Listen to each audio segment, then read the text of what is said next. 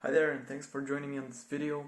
My name is Chris, and today I'll be showing you my progress in the past 3 days, 3 to 4 days in building the Breakout game.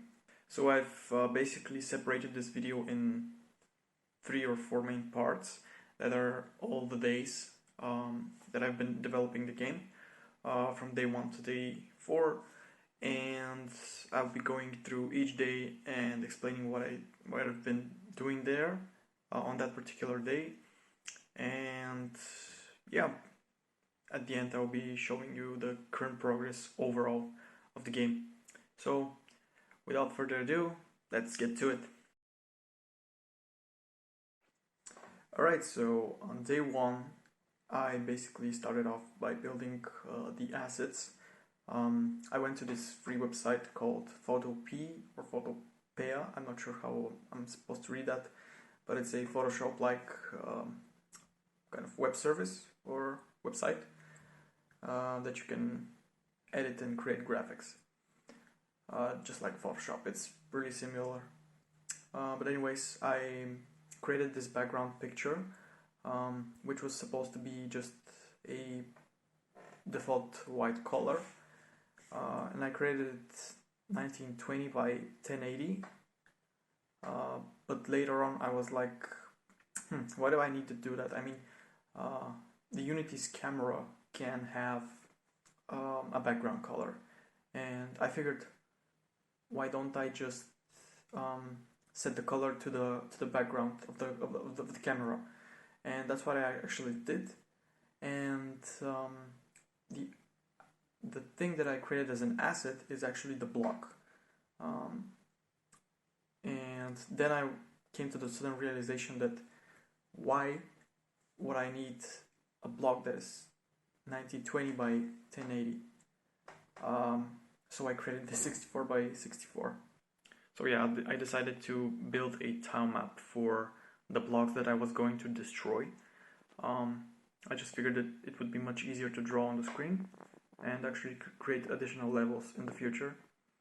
So yeah, I also had a kind of a strange problem where I didn't know how to change my block color for the 64 by 64 block, and I came across a few solutions on the internet, but finally I stuck to my solution that I basically kind of found out on my own from the Unity editor.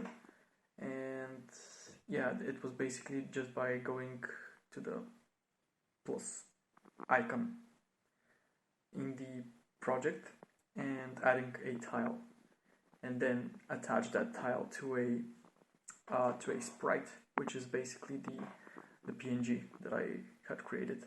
I then went on and started kind of drawing. I created my palette first of all of the different blocks, and I started drawing on the map so that I can create a basic looking tile map. And yeah, I also added a bunch of colliders and the walls that would surround the whole map or the player. And yeah, that was basically it for day 1, I think. So on day 2, I started working on the player script, or basically just adding functionality to the game. And my first thought was that I would have need to implement a and D, or left and right arrow key movement of the paddle, but then for some reason I changed it to follow the mouse movement. And the problem with that was actually, it's a general problem. It's not specifically tied to the mouse movement or to the keys. It was the edge of the screen that is visible. So basically your paddle can go outside of the left or the right wall if you don't put any boundaries on it. So I had some problems with that, but eventually I managed to implement a clamp solution to the whole thing, and thus restricting the player from going outside of the playable area. Yeah, so that's basically it for day 2. I had to fix a lot of issues around the player movement, so it took like an hour or more to figure out some stuff and some pretty stupid bugs that I actually had encountered previously, but I obviously had forgotten how to fix, because I did make a Pong game in the past, which is pretty much the same thing as a concept. So yeah, let's go to day 3. Right, so on day 3, I started working on what is known as a game manager. So game managers are basically what are known as singletons in design pattern terms. It's a single object, game object, and class actually, that is created for the whole game, and it tracks state and controls game menus and whatnot.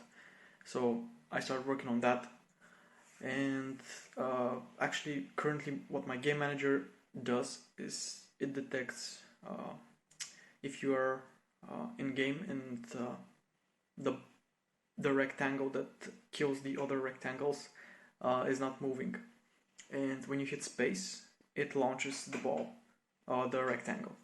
So for now it does only that. Of course I have plans for it in the future, but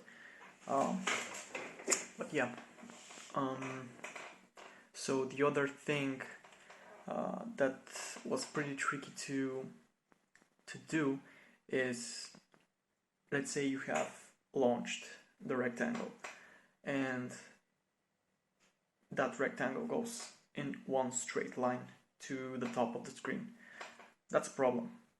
So you need to kind of randomize or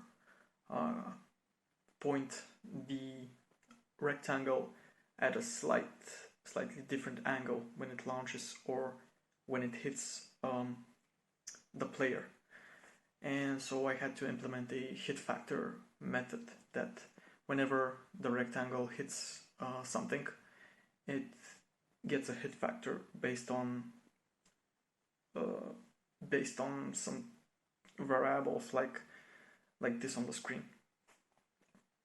And yeah, later on I also encountered a problem, which was removing elements from a tile map.